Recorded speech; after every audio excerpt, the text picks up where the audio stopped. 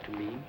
Just talk to me? I was talking all during breakfast. You were chattering all during breakfast. Well... Hey, you're nervous, huh? Oh, a little, Elliot. You know, having a baby for me now isn't the same as when I was carrying Allison. Well, Dr. Morton isn't worried. True. Oh. Mrs. Carson, I have an appointment with Dr. Morton. Oh, yes. Mrs. Carson, your daughter was here a few moments ago. She's very anxious to see you. She insisted. Oh, no, Connie, for the peace of mind of your poor gray-haired husband, see Dr. Morton first. I'm sure she's upset about Rodney. Well, I'm not sure she's upset, but Rod is. Oh, Elliot, I have to see her. Will you wait? Of course, of course.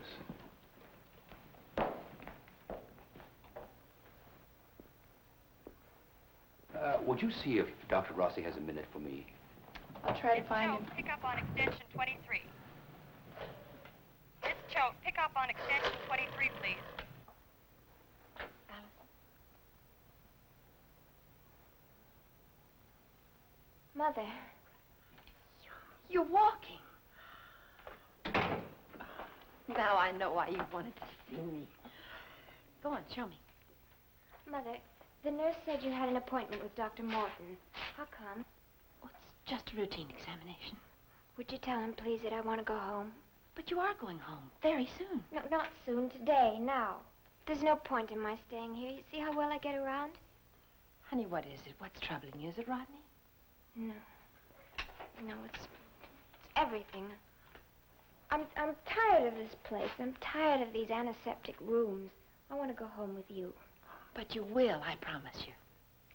I want to be back in my own room with my own things around. I miss having dinner together and our long talks. I want everything to be the way it used to be. I promise. I'll find out the exact date that you'll be allowed to go home. Today? You'll find out today? Yes. Now, I have that appointment.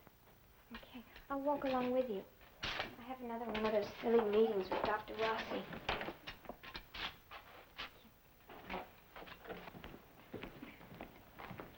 What is it, Elliot? Well, I thought you might give me a progress report on Allison. Well, here's your progress report. There's Dr. Rossi. Oh, I'll see you later. She's walking. When did that start? This morning.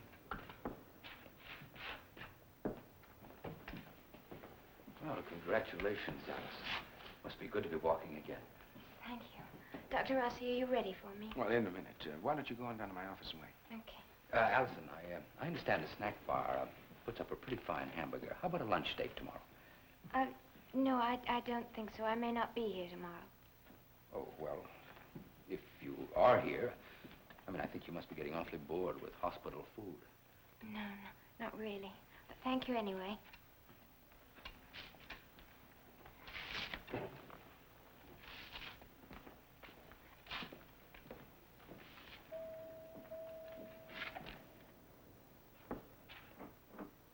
Well, there'll be a lot of lunch dates, Elliot.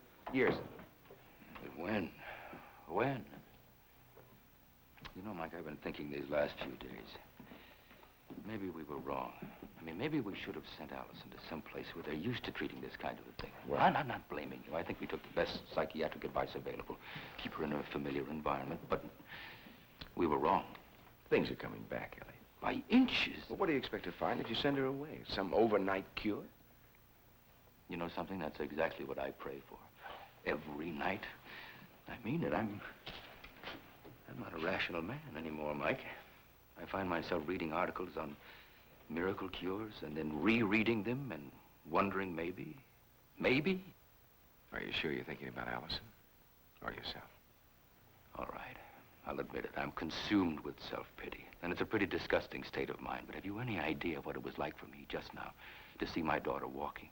Actually walking after weeks in a coma and in a wheelchair. And all I was allowed to do was to say a very careful congratulations.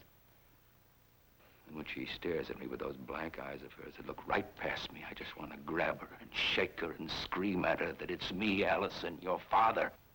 Elliot, I know this is difficult for you to believe, but she is making progress. The fact that she's agitated or explosive means that something is taking place in her mind. Slowly, quickly? Well, I can't tell. Look, she's waiting for me now. Oh, I'm sorry. Don't be. Good luck.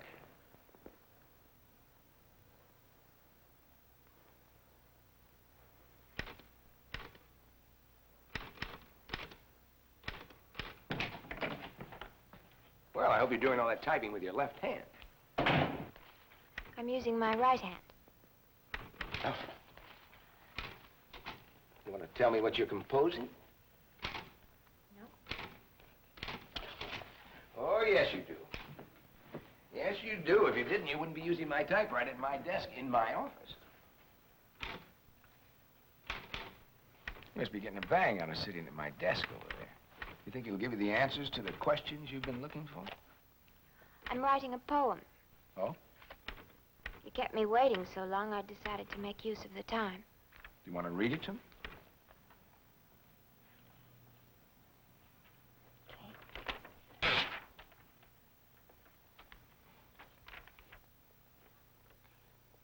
Hi, listen to me, all-powerful one, sitting aloft there high in your chair, higher than I am allowed to dare climb.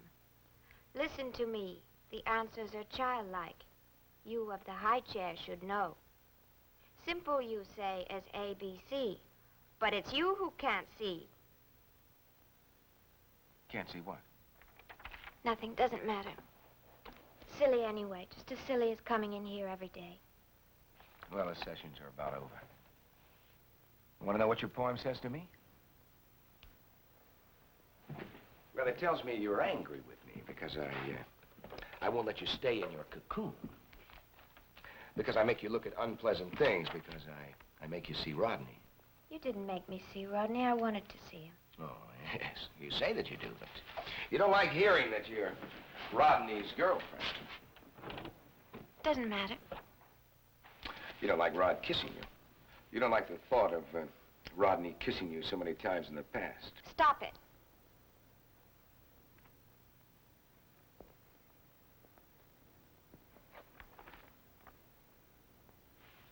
What is it that frightens you about loving a man? I don't want to hear any more. What is it that frightens you? Is it the thought of getting involved? The thought of getting married? Having children?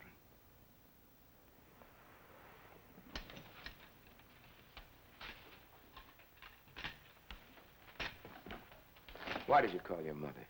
Because I want to go home. Because I hate it here. I want out. How many ways do I have to put it?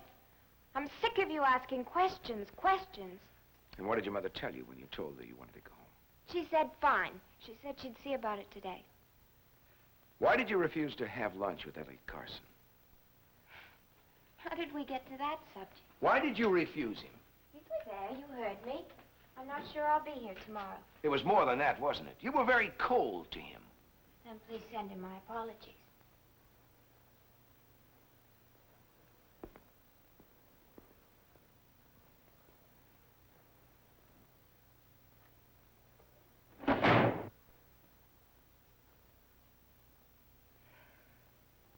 You can be very boring, Dr. Rossi. What do you feel about Elliot Carson? Why does he bother you? I didn't say he bothered me. You don't have to. Why is he always here? Why is he always in the halls, hanging around my mother, sending me stupid presents? In other words, he was warm, and he was kind, and he was concerned about you, and you can't stand that. Why do you resent him, Allison? Why? I don't know. Well, think about it. I don't know. Whenever I see him, I just want to get away from him. There's something in his eyes. I can't stand it. I can't stand to be around him. What is the something you see in his eyes? Love?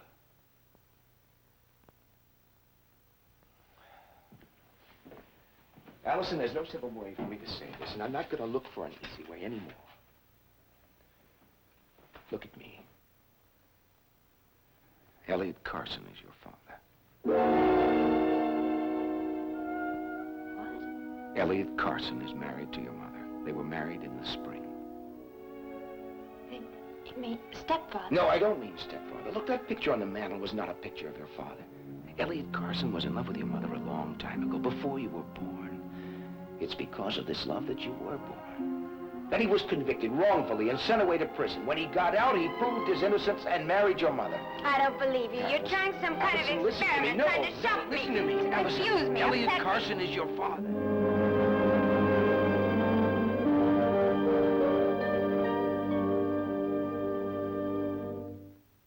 Preview from the continuing story of Peyton Place. What about Allison McKenzie?